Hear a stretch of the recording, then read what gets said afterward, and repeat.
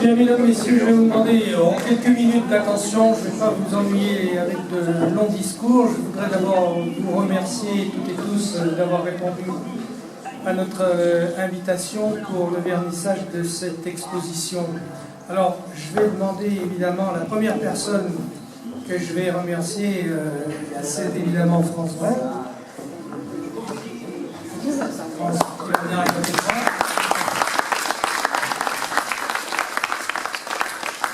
Voilà. Avant de dire un petit mot de cette exposition, France, je voudrais simplement rapidement excuser des gens. François Sauvadet, président du conseil départemental, qui s'excuse de ne pas être là et qui est représenté ce soir par Marie-Laure Raquit, qui est ici. Venez vers nous. Monsieur le maire de Beaune, Alain Sugno, qui est représenté, qui s'excuse aussi, qui est représenté par Anne Caillot. Elle n'est pas encore là, d'accord. Et Philippe Fax. Par là, ils nous rejoindront tout à l'heure. Je les excuse également du maire de Nuit-Saint-Georges, Alain Carton, et puis des élus, François-Xavier Ducourt, Pascal Gravel, Didier Paris, qui ne peuvent pas être avec nous ce soir et qui s'excusent. Et puis évidemment, remercier celui qui nous accueille dans ces locaux, c'est M. Claude Lelouch, que je demande à vous.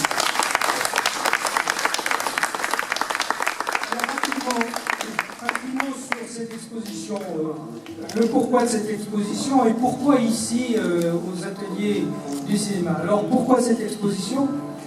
Tout simplement parce que personnellement je fais partie d'une génération qui a été bercée avec les chansons de Jacques Brel. Quand j'étais adolescent à 14-15 ans, j'écoutais Jacques Brel, j'écoutais ses concerts, ses retransmissions sur Europe numéro 1 à l'époque, en direct le mercredi soir, les premières à l'Olympia, etc. etc. Et ma passion pour Brel ne m'a jamais quitté. Alors cette année, quand je me suis rendu compte que ça faisait 40 ans qu'il nous avait quittés, je me suis dit, il faut qu'on fasse quelque chose. J'ai contacté en début d'année France Brel, avec qui nous sommes depuis 30, 40 ans, et je lui ai dit, écoute, si je fais quelque chose, est-ce que tu viens? La réponse de France a été immédiate. Elle m'a dit, oui, bien sûr, je viens. Alors, première chose, France, je te remercie d'être là ce soir. Voilà, puis ensuite, on s'est posé la question de savoir où est-ce qu'on fait cette exposition. Alors, avec mon ami Christian Delin, qui est ici, qui est le président de l'association La Cabotte, qui nous a aidé à préparer cette exposition, au cours des nombreux déjeuners que nous avons ensemble tout au long de l'année, je lui ai dit en début d'année, bon, l'expo, on peut l'avoir, on l'a fait où?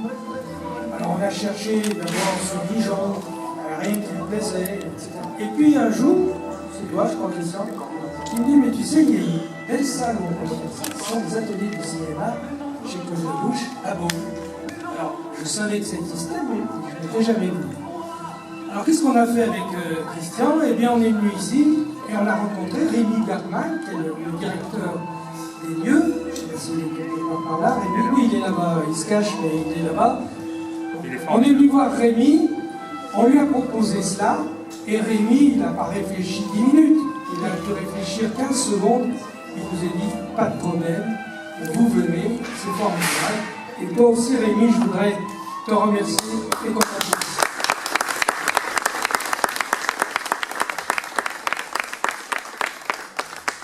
Voilà, alors cette exposition, je pense que vous avez regardé, c'est une exposition qui appartient à la Fondation Jacques Brel, que préside France. C'est une exposition qui retrace, vous l'avez vu un petit peu, Jacques Brel. C'est lui qui parle sur ses panneaux de son enfance jusqu'aux îles Marquises. Et puis on a souhaité aussi, pour agrémenter cette exposition, on a souhaité diffuser ce récital que vous voyez en ce moment derrière nous. On le mettra tout à l'heure pendant qu'on traîne, on mettra un petit peu plus fort s'il y en a qui veulent écouter. C'est le récital, c'est le dernier récital que Jacques Brel a donné à l'Olympia. Ce sont les adieux à l'Olympia. Ça doit être enregistré en octobre 66, c'est ça? Alors, sachez une chose, c'est que c'est une version complètement remasterisée, rénovée. Elle a été retravaillée au niveau de l'image, parce que l'original n'est pas fameux. Le son a tout été retravaillé également, parce qu'à l'époque, les prises de son à l'Olympia en 66, c'était 3-4 micros vite fait, posés comme ça. Donc là, toute la bande son a été retravaillée. Et ce que m'a confirmé ton mari Francis, il est Francis. Il est où? Des photos. Ah, il fait des photos, Francis. Ah, il est derrière. Voilà. Francis a confirmé, et tu confirmeras aussi, que c'est la première fois que c'est diffusé en France. Ah oui, absolument, oui. Ben, écoute, France, je vais te laisser le micro. Merci à toi. Mesdames, Messieurs, bonsoir. Bonsoir à chacune et à chacun. C'est embêtant de parler quand ils chantent, hein, j'ai pas l'habitude, ça. Mais en tous les cas, il y a beaucoup de choses à dire. Il y a beaucoup de choses à dire parce que je trouve qu'aujourd'hui, ce soir, c'est des petits cailloux que l'on pose sur un chemin de vie, mais ces cailloux ont un sens, ces cailloux ont un mot. Une exposition sur Brel, oui. C'est vrai qu'il y aura bientôt, en octobre, 40 ans que Jacques est parti. Et ces 40 ans, c'est important. Parce que beaucoup de gens disent, tiens, mais 40 ans, voilà, le temps passe, oui. Mais à mon sens, 40 ans, c'est la fin d'une période. C'est-à-dire que c'est la fin de la traversée de la vie anecdotique des gens. Et je pense qu'après 40 ans, on met un peu un pied dans l'histoire. Ça devient autre chose. Et on se pose la question de, pour reprendre les mots de Claude, quelles sont les traces que les êtres humains nous laissent. Après 40 ans, on les voit mieux. 40 ans, c'est un début. 40 ans, c'est un chiffre qui est important. C'est peut-être pour ça que l'on met les gens en quarantaine. On les laisse quelque part pendant 40 jours ou 40 ans et on sort d'une quarantaine. Et pour moi, ces 40 ans, c'est un début. Et puis, les petits cailloux qu'il y a aujourd'hui, ce sont aussi des cailloux du talent du hasard, pour reprendre les mots de Claude encore, et de se dire que c'est quand même extraordinaire qu'on puisse être ici, pendant qu'elle est en train de chanter. Je suis vraiment gênée de parler quand il parle comme ça, quand il chante. Mais c'est de me dire qu'on est dans un endroit qu'on a intitulé Atelier. Et à mon sens, c'est un mot très important. Pourquoi? Parce que ça ramène à l'humain. Et toute sa vie, Jacques va expliquer qu'il fait un tout petit métier et qu'il fait un métier d'artisan. Alors être dans des ateliers, quand on se dit artisan, il y a une belle évidence. Et si en plus ces ateliers sont en train de former à la technique du cinéma, grâce au grand ami de Jacques, qui est Claude, et en supplément de se dire que Jacques a toujours accordé une énorme importance au cinéma, bien avant la réalisation de ces deux films, mais déjà en 1953, dans l'une de ses premières chansons, qui s'intitule Sur la place, il y a des traces d'un scénario qu'il avait envie d'écrire, et même en 1957, et ça Claude ne le sait peut-être pas, en 1957, il décide d'écrire le scénario d'un film qu'il tourne à Bruxelles en 3, non pas jours, non 3 nuits, dans un bistrot comme par hasard, enfin, dans la parenthèse, pendant 3 nuits, il va filmer La Grande Peur de Monsieur Clément, et personne ne connaît ça. Donc toute sa vie, le cinéma est derrière ses yeux, dans ce foyer où il y a des tas de choses qui se passent parce qu'il imagine plein de choses. Alors je vais m'arrêter de parler parce que je ne donne pas l'impression de ça, mais je suis un peu bavard. Si vous avez envie de me poser la moindre question, vous me posez la question, je vais tenter d'y répondre. L'exposition, ce sont les mots de Jacques. Parce que pour moi, Jacques, au-delà de l'artiste, au-delà de l'interprète, c'est un auteur. Et c'est la raison pour laquelle j'ai intitulé mon livre Brel, auteur. Parce que pour Jacques, la fonction de chanter était en fait la continuité de l'acte d'écrire, dans sa logique à lui. Mais toute sa vie, il a toujours un peu regretté qu'on ne le considère pas assez comme un auteur.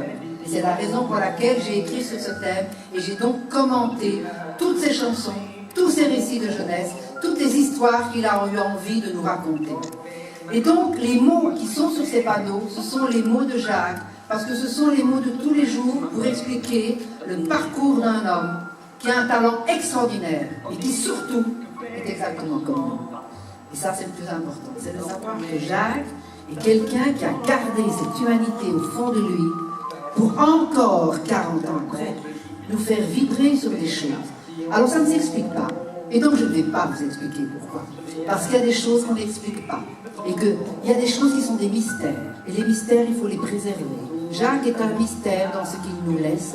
Et c'est un mystère personnel et un mystère qui dépasse le temps et l'espace.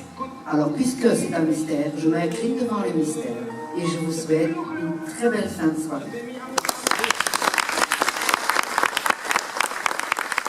Un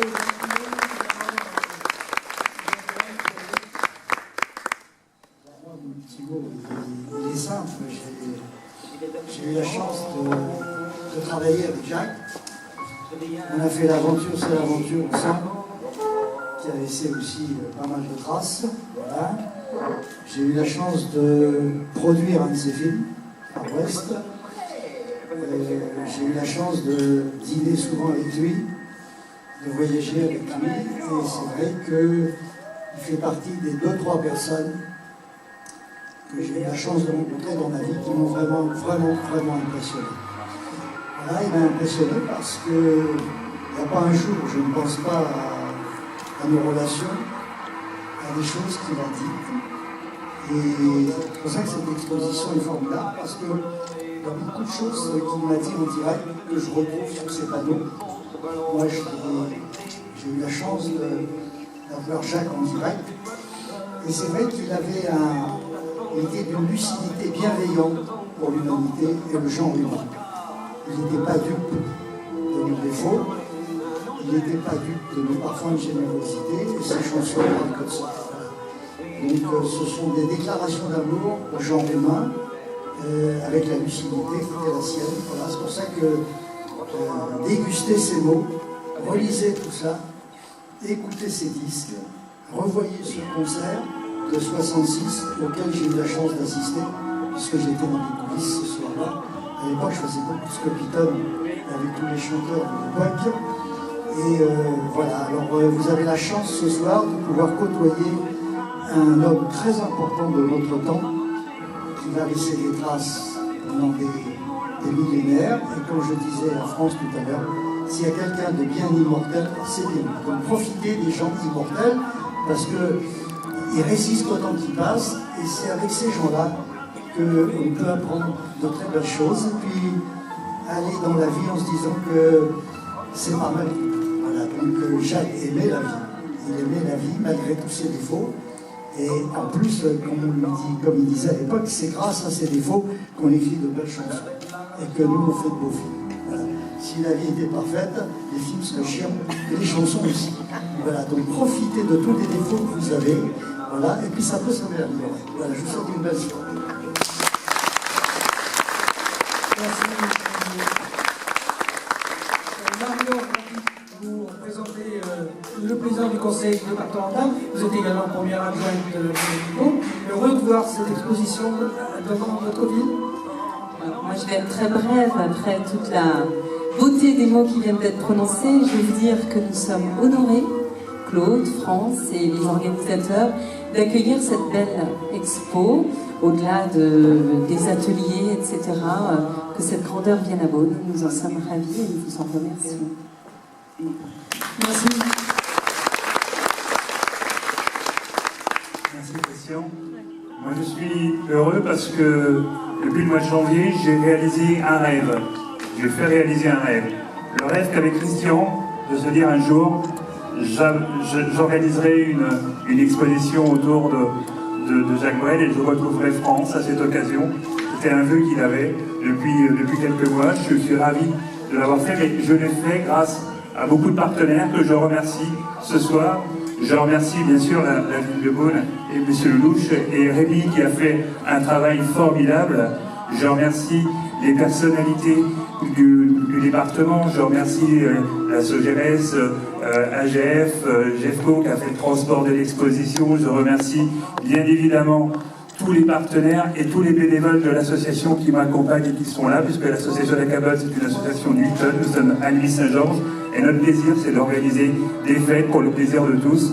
Et ce soir, moi, si j'avais une chose à dire, moi j'avais un rêve, j'ai un rêve, je rêve d'avoir 30 ans de moins, d'être au lycée à Beaune où j'étais il y a 30 ans en Lorraine, et de me dire que je vais faire j'ai posé ma candidature pour faire un film de 6 minutes et d'être sélectionné pour faire partie et faire un jour un film avec vous, Monsieur Lelouch. Ça, ce serait mon rêve le plus grand, comme chacun d'entre nous. Voilà, le rêve ce soir, c'est d'être ensemble. Le rêve, c'est aussi d'avoir eu comme partenaire la SACEM qui nous soutient. Et je le remercie beaucoup, Monsieur Levron, d'être là. Le rêve, c'est d'être ensemble, au plaisir d'être ensemble. Et vive Jacques, vive France, et vive la vie. Et vive la vie. Un dernier mot. France a parlé tout à l'heure de 2 livres qu'elle vient d'écrire. Alors, si certains d'entre vous souhaitent acquérir ces livres, on en a quelques-uns dans un coffre de voiture, vous pouvez nous dire, et France se fera un plaisir de vous les dédicacer. Voilà. On arrête là pour les discours. Vous voyez, il y a des verres qui ne demandent qu'à être remplis. Bonne soirée à toutes et à tous.